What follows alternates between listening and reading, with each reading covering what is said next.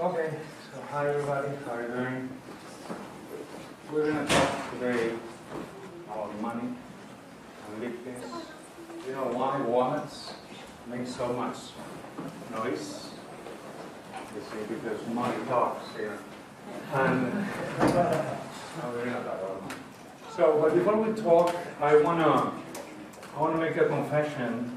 I love Bitcoin, so I'm a Bitcoin enthusiast. And I have many biases because I love it, I'm passionate about it. And it wouldn't be fair for me to talk about Bitcoins if I didn't share those biases with you. So before I start, I want to tell you what are those beliefs that I have that make me excited about Bitcoin. You may not have these beliefs, you may not be as excited as after this talk, but if so, it's okay. We'll talk about it later. Okay? The first belief is that trade is good. Trade is, this guy is David Ricardo. He was an economist in the 1800s, and he made one of the first papers about economy, where what he basically said was that if we trade a lot, basically what we're doing is we're focusing on doing what we know how to do well. And if we don't do what we know how to do well and outsource the rest, what we're doing is we're producing more wealth. And we're all much happier because we basically do what we love, basically, right? So wealth is more abundant and trade is good. The more we trade, the better it is. That's why in the early 90s, when internet became huge, many of the developers of the internet were looking for a way of making payments online that would make payments as simple as cash. Right? They called it at the time e-cash. They wanted to be as simple as paying with cash. But they had a problem. They were thinking that that money is always a transaction, that you exchange something. Like when you pay with a bill, you're exchanging the money. And because of that, they had a problem, because if you digitalize that, what happens is that you can pay twice with the same number or the same file. It was the problem of double spending, and well, they couldn't find it until 2008, right? They clearly saw that paying with credit cards, it's not a good option. Credit cards is a technology that was developed in the 1950s, and it's a technology that it's not meant to buy stuff online. I mean, you have to put your name, your credit card number, your address, your telephone, your verification code, the expiration date. It's a hassle. It's not something that really facilitates trade. So we have to find another way to make trade as simple as paying with cash. You pay, you go, that's it, right? Bitcoin, in my view, solves that problem. Another of my beliefs is that inflation is not good. Inflation is the reason why a loaf of bread today costs 32 times what it cost in 1940. That's a lot. 32 times. Right? Inflation is mainly made because of the printing of money of the Federal Reserve Bank. That's the main reason of why inflation exists. There are many other reasons, but the main reason is the printing of money. When you have many more money chasing the same amount of goods, what happens is the price of those goods go up. And because the price goes up, inflation goes up. So,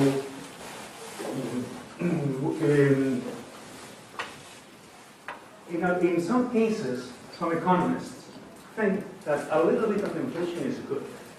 Some economists even say that 2% of inflation is good.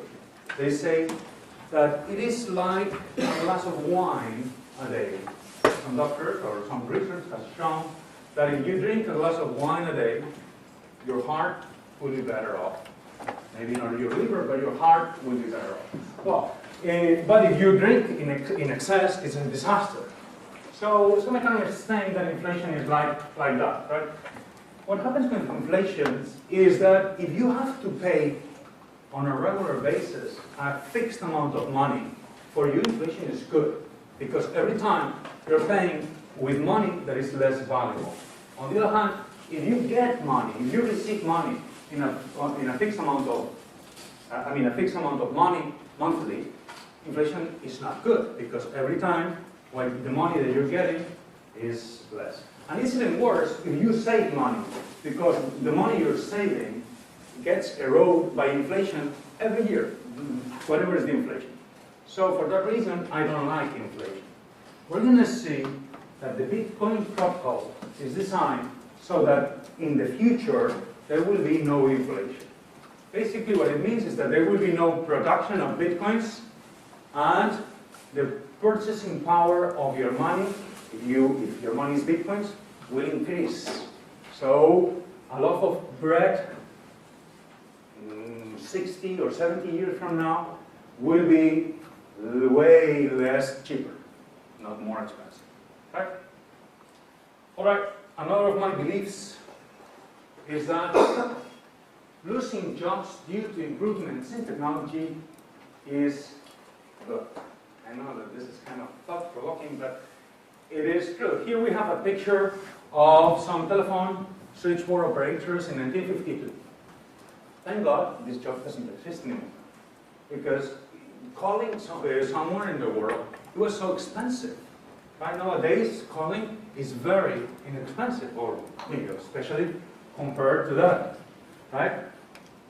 We have to accept technology when it comes, and if technology makes some jobs irrelevant, we'll accept it and move on.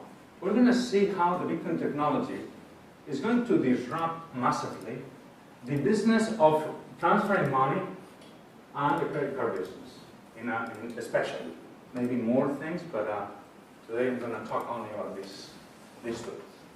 So when Western Union and MasterCard and Visa start complaining because they're losing jobs, I will feel bad for those people who are losing their jobs, but in some way I will be happy, because it will mean that all the transactions are going to be cheaper. It's a tragedy for some, but it's good news for most of us. All right? So, next belief is that decentralization is good.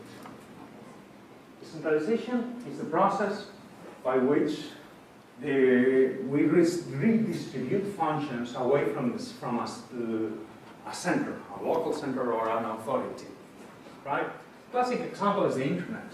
Internet is a network of servers, and no server has any power, and it's distributed all over the world. There's no government that has any authority over the internet, and there's no terrorist group that can blow up the internet. You can blow up one server, you can blow up all the servers in one country, but you cannot blow up in the internet. It's impossible, right? Because there's no center.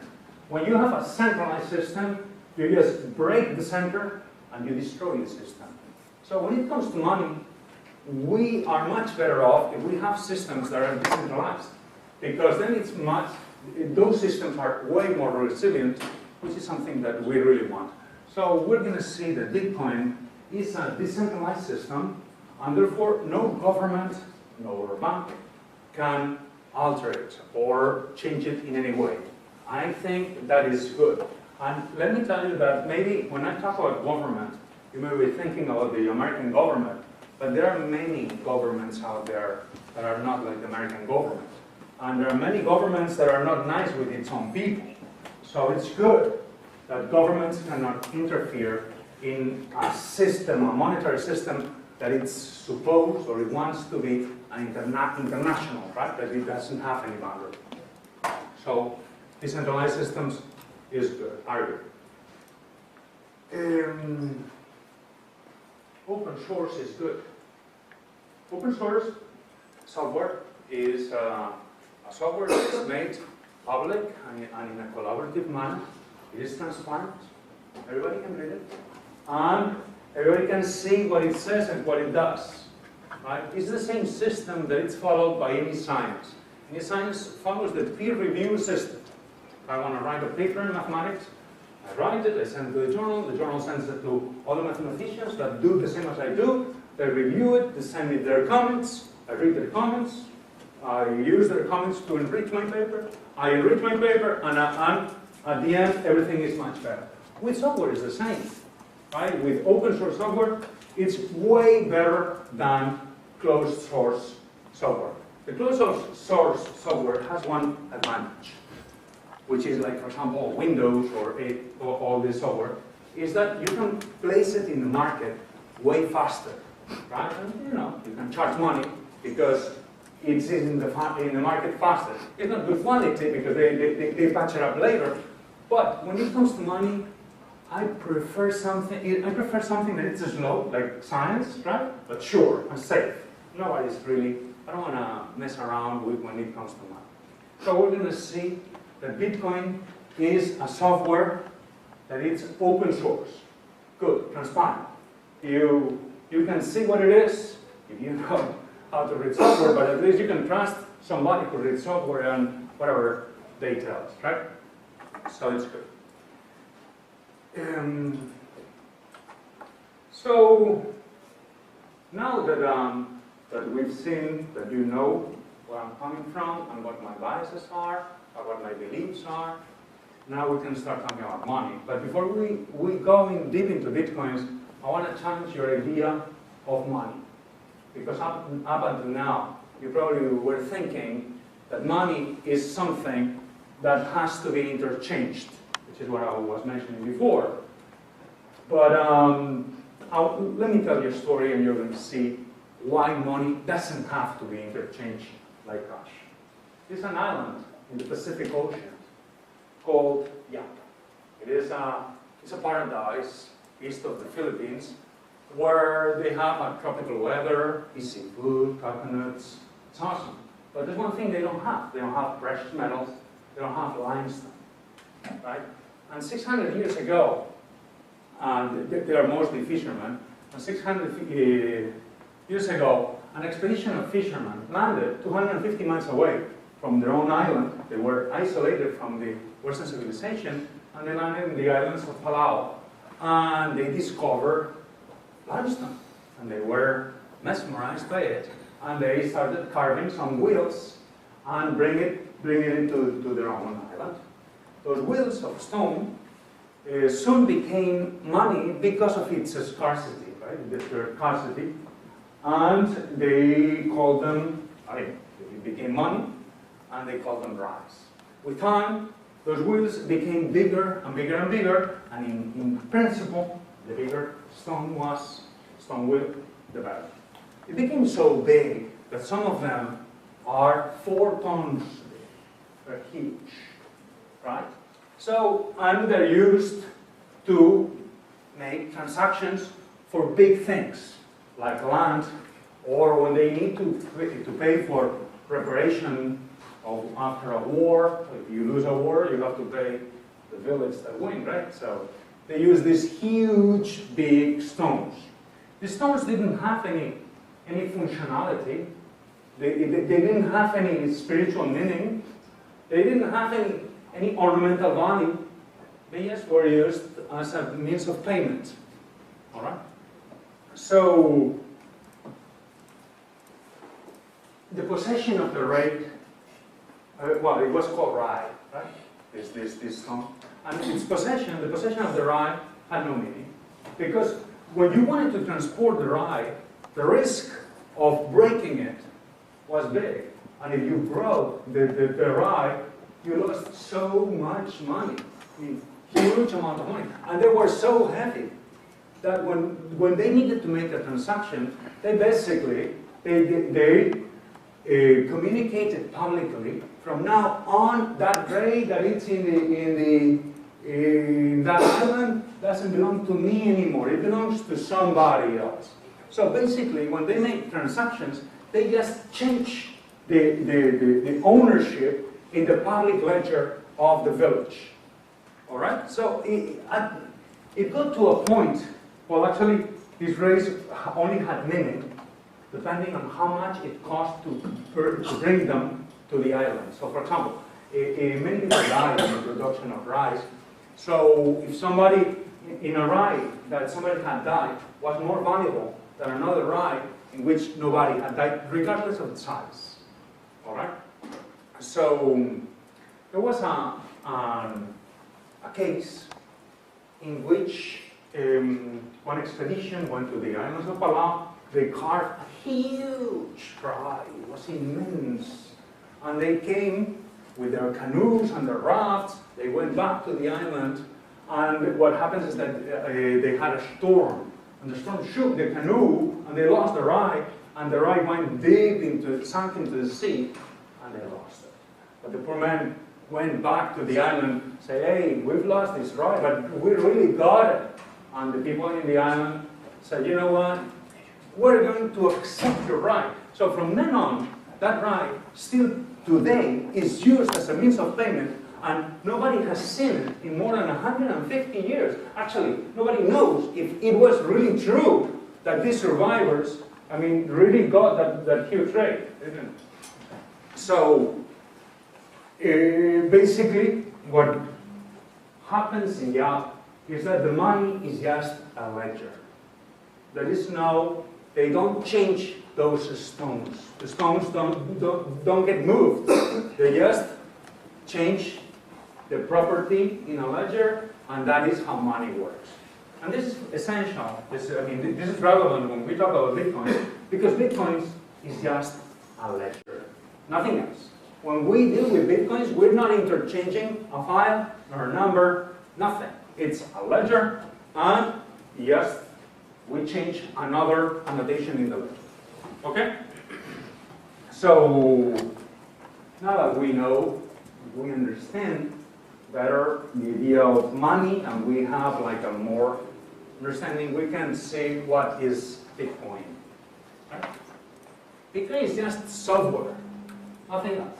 Software that simply establishes how the ledger works, right? How this ledger is working. This is an open source software. It's transparent. Everybody can read it. And the ledger is called the blockchain. Okay, that software is run in thousands and thousands of computers in a decentralized fashion. And these computers are called miners, and usually it's called a P2P network. Basically, what's important is that they are connected, right? And they have a protocol or a software that is what decides how the transactions are going to be done, right? So, what is important is that no miner, no computer has any power over the rest. All miners have the same power. And this is important because we've seen recently how, for example, in Cyprus, the government has kind of passed a law which was kind of abusive, stealing some, taking some money that their citizens had in their banks. Right? So the fact that it's decentralized is good because one government can pass on some laws that affect some miners, but since they're not all the miners, it is irrelevant. It's not going to change how the network works, right? So that is good. This software uses cryptography to accept transactions. If I want to send or I want to give 1 Bitcoin to Alice, all I have to do is I notify all miners, all computers that I want to send that Bitcoin to Alice. And they all mark my transaction in their own ledger, and once 51% of miners have annotated my transaction, then the transaction goes into the public ledger, and it cannot be undone. It's done, and it cannot possibly be undone. Right? There's a difference with the credit card system of payment.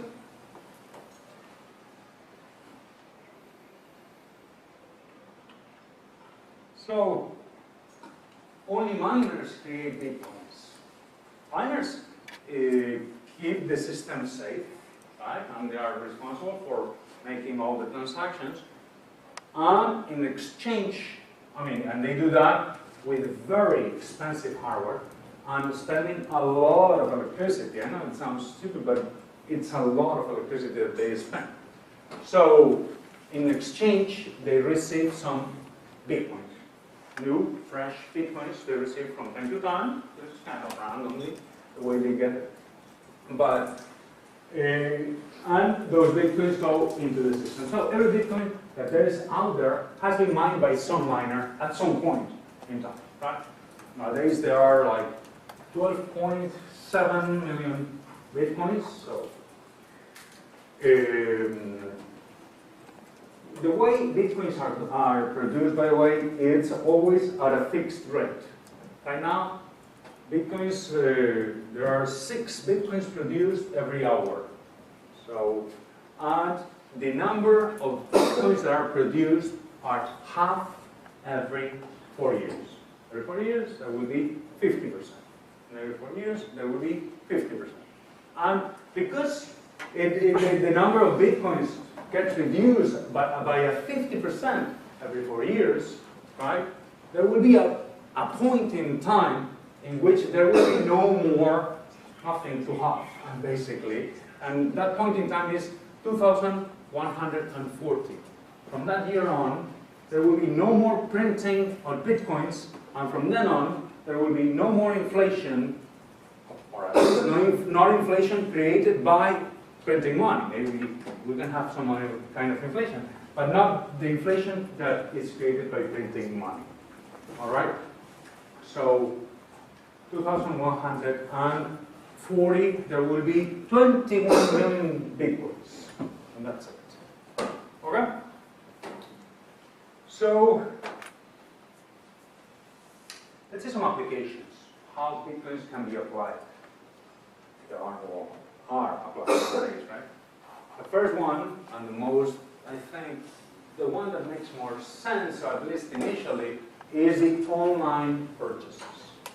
Paying online, as we said before, is painful nowadays. I mean, you have to give too much information, and it should be as easy as paying with cash. There's no reason why it is not that easy. Nowadays, only in the US, the online market moves $4.5 trillion, which is huge, huge, right? And the credit card business is charging between 2 and 3% in each transaction, which is huge, right? So nowadays, right now, because we're in its infancy of Bitcoins, there are not many places that accept Bitcoin, but one of them is Overstock.com. It's a big online store, and its CEO, Patrick Byrne, recently said that the margin that they make in the online store is basically 2%. And he said, well, if we can save 2% in these transactions, basically we're doubling our margin. That eventually can be passed to the customer, right? Because that 2 and 3% that the merchants pay because they use credit cards, at the end of the day, the consumer is paying, right? I mean, we don't physically pay, but at the end of the day, the prices are, we're paying it. This is another thing that we have to consider, is that in the last 10 years, the habits of payments in America have changed dramatically. We see a change between the analog systems of payment to digital systems of payment. In 2003 only, for example, 61% of the non-cash payments in America were made by checks. I know that checks sounds weird, but there are people who pay with check nowadays. Nowadays, that in 2003, it was 61% of non-cash payments. In 2012, 9 years later, it was 33%. So half the percentage, which is, I mean, a huge change, right? It makes sense that, I mean, that we want to digitalize as much as possible, like we're digitalizing everything else, like movies and music and everything, right? So I think that we're going to move from this system of payment of, this trend of from analog payments, money and checks, to digital, credit card, debit card, and ACH is going to continue, and it's going to be expanded, and we're going to see less checks and less credit cards, more ACH, which is the automated clearinghouse, which is when you pay automatically with your bank, right? More ACH and more Bitcoins, because they're simpler, and less expensive, right? The second application that I think is very important, and is going to take off very quickly, in my view, is the global remittances market. When an immigrant goes somewhere else, to a different country, to make a better life, typically they send money home because they want, to make the lives of their families home. And what happens is that nowadays, when they want to send money home, they have to pay between 6 and 10% in fees, which is huge. And it's also unnerving because the poorer the country, the bigger is the fee, the higher is the fee. Right? So it's kind of weird. But so I think that we're going to see a change in how this money is moved, because now there's a system of moving money which costs a fraction of a dollar, and it's sent in 10 minutes or less, which is Bitcoins, and there is no reason why these immigrants have to pay between 6 and 10% to send money home, right? The CEO of Western Union is constantly asked about this. His name is Hikmet Ersek. Well, he's been asked about Bitcoins all the time because basically it's obvious that this market is going to be disrupted instantaneously. Nowadays, as we speak, being disrupted. And he was asked about Bitcoins. He said, well, I don't see how Bitcoins can be a threat to our business because I don't see how a rural person in a village in the Philippines is going to learn how to use Bitcoins. And probably he's right nowadays, probably he's right, but I think that this person in the Philippines is going to learn how to use Bitcoins much faster than he thinks.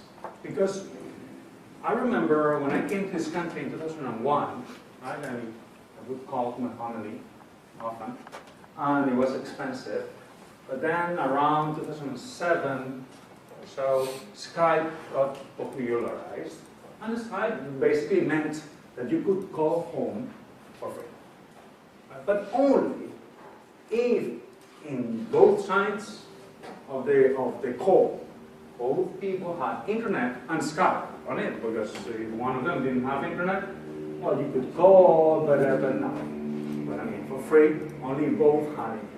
I remember that many people that I know from Spain and from many countries who were living here, they all taught their parents and their families how to use internet and how to put Skype on it so that everybody could speak for free. So I expect that, that people all over the world are going to learn how to use Bitcoin if they are using the service of Western Union.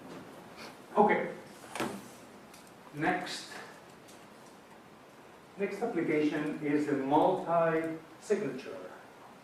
Well, Bitcoin is software.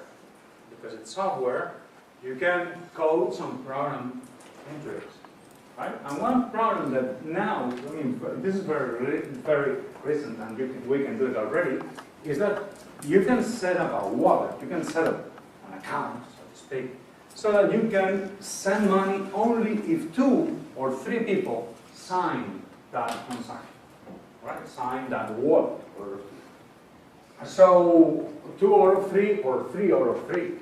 Right? So this could be good if in a company where, let's say that some payments have to be done and have to be accepted by a manager. So, you can set up a wallet so that the manager has a signature and seller's employee, and once both they sign the transaction, the money goes through. If they don't, the money doesn't go through. Right, make sense? So multi-sig is something that's working, but for example, another application that uses multi-sig is the escrow system. Up until now, the escrow system basically means that you have three parties in a transaction, and there's one neutral party that holds the funds, right? And once the goods or services are delivered, the escrow agent decides how that money is going to go, right? Basically, the escrow agent decides either to give it to the buyer or release it to the seller or provide for some split in some way.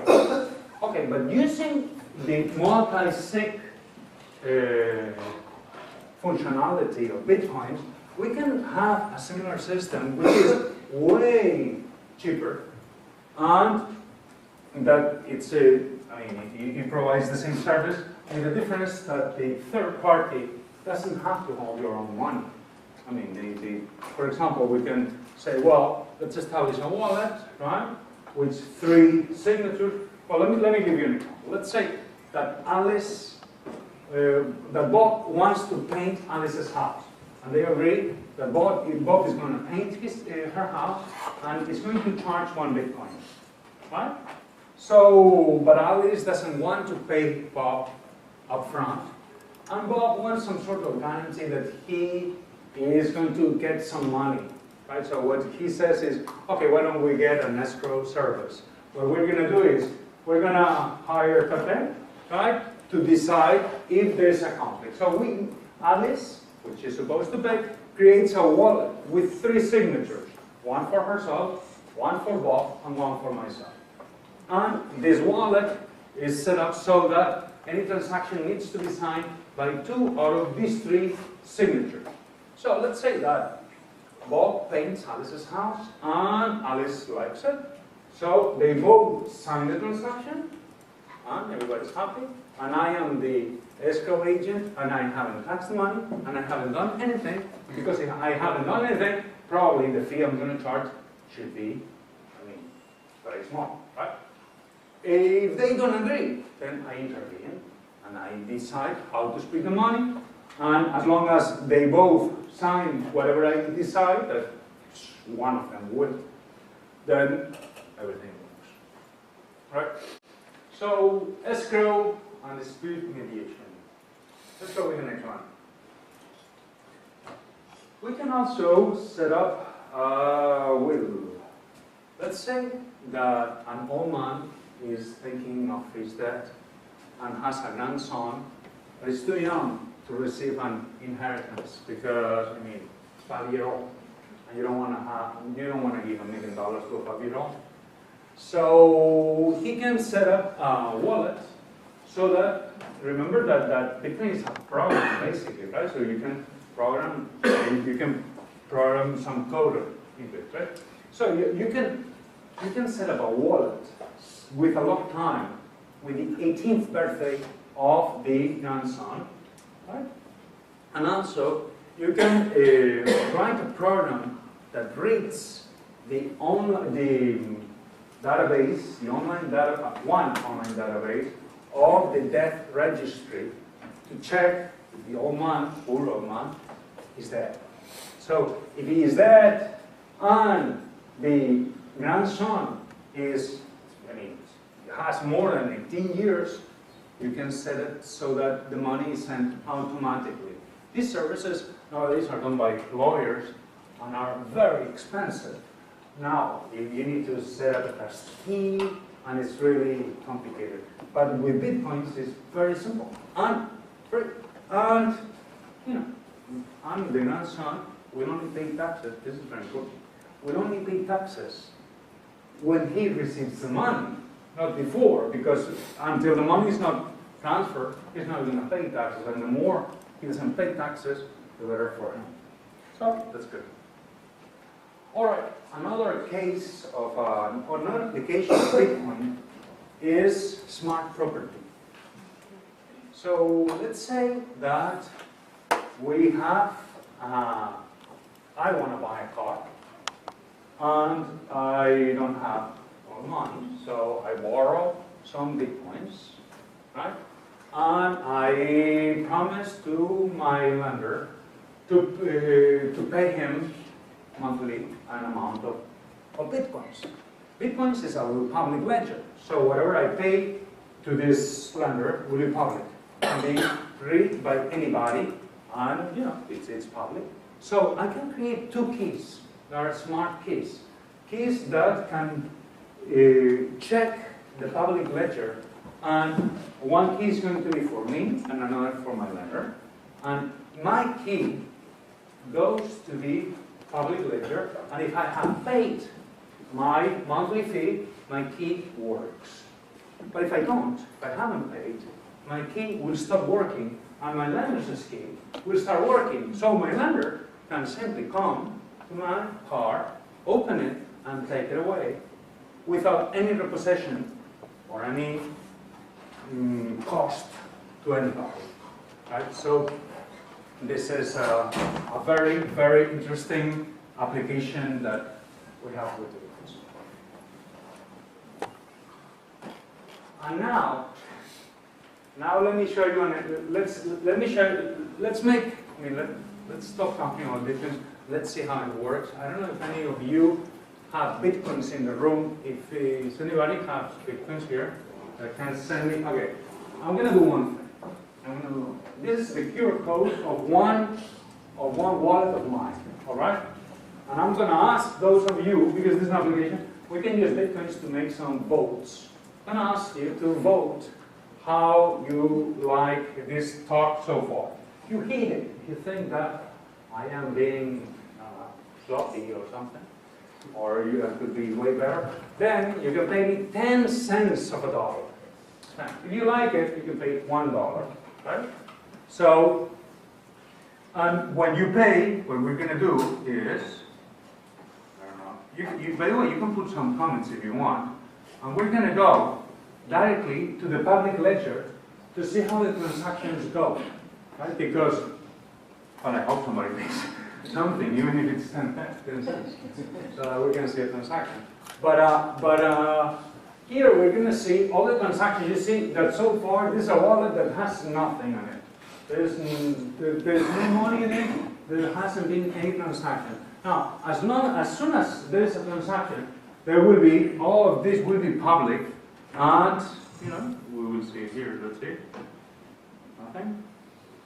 We want to make the QR code. Can you put the big one? You want it bigger? Yeah. Okay. Now, I see one transaction here. Okay. We're gonna see. Let's live here in 1 second. Okay. So I see some Bitcoins here. You see? So immediately we've seen. Is that okay? So here we have a transaction. It's not confirmed yet because we need the confirmation of 51% of the miners. It takes typically 10 minutes. But once the transaction is here, typically you can accept it, because the only problem that could be that this person who's sending, I don't know, let me see. I can check here. No, $1. Thank you very much. Okay, $1. Right? It's not confirmed yet, but as I'm saying, it will be confirmed in 10 minutes. And the only problem would be that this person doesn't have has done 2 payments at the same time, and maybe there's some conflict with the miner. But here we can see, by the way, one thing that there's one book written. This in this room. Christoph Atlas is the author of one of the few books that are written on Bitcoins. It's Anonymous Bitcoin, and he's claiming in his book, fantastic book by the way, in his book he says, and he's right, that Bitcoin is not anonymous at all. Because now, I don't know who paid this, but I can go and see, I don't know, I can see all the transactions he has done before.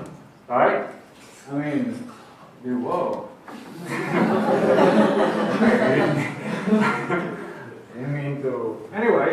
not an animal at all. Right? So, I don't know if there are more transactions, but we will see like in 10 minutes. Now, this transaction has been confirmed, and everything works. Right? What's amazing of Bitcoins is, as I'm saying, is that it's public. Right? Everything, you know, and it works public. So, let me see. Another. Okay. So that's it. That's all I wanted to say. I don't know if you have any question. I suppose you have questions. Yes. So, in order for the transactions to be confirmed, they have to be sent to the miners, right? Yes. So, if mining is expensive, they're rewarded by Bitcoin, but after 2140, there's going to be no more Bitcoin created, right? Yes. So, what's going to incentivize the miners Good to question. transactions? Yeah, I should have said that, and I was thinking, I was planning to say, yeah, after 2140, I mean, what is the point for a miner to be spending such a big hardware and a lot of electricity? After that point, then miners will charge a fee for every transaction. We suppose that transactions will be that it will not be really expensive, because at that point, I assume that the hardware they can handle a lot of transactions, and there will be a small fee for every transaction. And they will, I think they will do well. If Bitcoins become a huge thing, I think they will do well. So the twins are experiencing deflation. Wouldn't that promote the liquidity? Because basically you're making a return on your investment for just holding that money. So like, would people trade the Bitcoin, and would it be a useful like tool for exchange if it becomes so liquid because people just don't hold on to it? Yeah, well, in the island of Yap, that I showed you before, those stones are also live with another form of money for centuries. They live with shells and pearls. And the stones were used only for big transactions, and they were deflationary. There was no problem. I mean, you hold the stone and you hold them, your value increased, because there has not been any big stone produced since 1931. Right? So yeah, deflation can be a problem if everybody wants to keep the money. I mean, the money is supposed to be so that we can all make trades, right? Well, I'm just saying, like, that example in particular, like, that society is not necessarily financially sophisticated. So they're not thinking about, like, if I hold this for 30 years, now I can buy twice the amount of it, right? So if they're not considering that, then it's not really the same situation. It's not the same. One, yeah. Deflation in itself is not a problem. Deflation is what happens with the iPhone or with the iPad, right? What happens is that every year the iPad becomes better and the price is lower. That's not a problem in itself. What is a problem is when we have debt deflation. When everybody chooses not to borrow money, and then the monetary base shrinks massively because there's no credit. It's not because there's no money, because there's no credit. I do not think that the deflationary part of Bitcoin is going to create any problem, especially if Bitcoins live along with any inflationary money. I mean, you can choose which money you have, and for some things it would be better to have dollars if you want to go to the grocery shop, or I don't know. It's your choice. I don't see why it should be a problem. I don't know if I'm answering your question. Okay. Yeah. I really got to talk, but I feel like we should definitely cover some of the limitations of Bitcoin, like deflation. My question is basically how is Bitcoin going to overcome the long transaction confirmation times? Because 10 minutes is quite long. 10 minutes is quite long. Yes, Yeah. I agree with you. I don't know. I mean, 10 minutes is quite long, but not if you're making an online transaction. But other than that, yeah, I agree with you. I don't know how that's going to be done. It can be. One thing with Bitcoins is that the software of Bitcoins is an organic money in the sense that it's changing over time.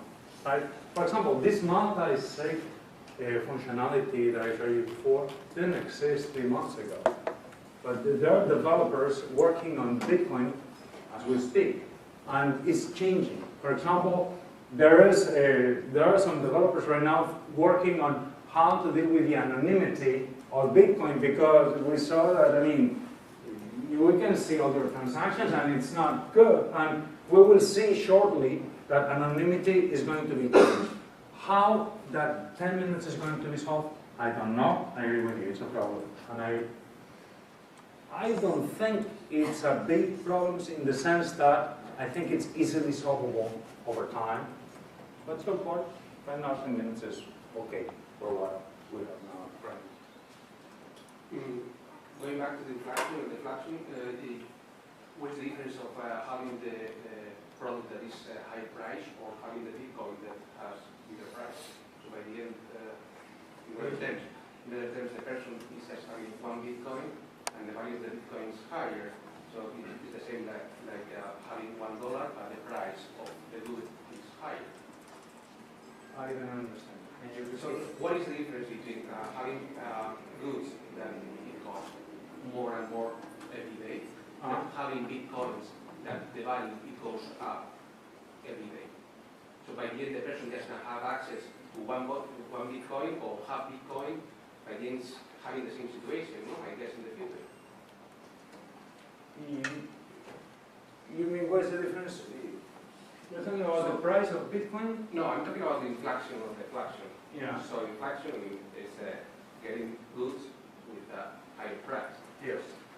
So So inflation is that the price goes down. Goes down. Yeah. So what happens is by the end the good has the same price, but the Bitcoin has a higher price. So for the same good, you are using a Bitcoin that has a higher price. So it means the same, no? No, but when we talk about the inflation and deflation, we have to first define what currency we're using, right? So Bitcoin, we cannot talk about the price of Bitcoin with respect to the dollar. We have to talk about the price of goods with respect to Bitcoin or dollars. Yeah, Right? we are going to have the same amount of Bitcoins. So for buying the same goods, you are going to have the same Bitcoins. So to have access to that good, I mean, there is going to be people with more Bitcoins and people with less Bitcoins to have access to the same good. I don't understand what you're saying. Okay. Tell me in Spanish. I don't know how to answer. Can you talk about the divisibility of Bitcoins? Do people just have to transact in 1 Bitcoin or 2 Bitcoins, or can it be a smaller amount? If I can talk, I mean, any Bitcoin can be divisible, not infinity, how many times, I don't know.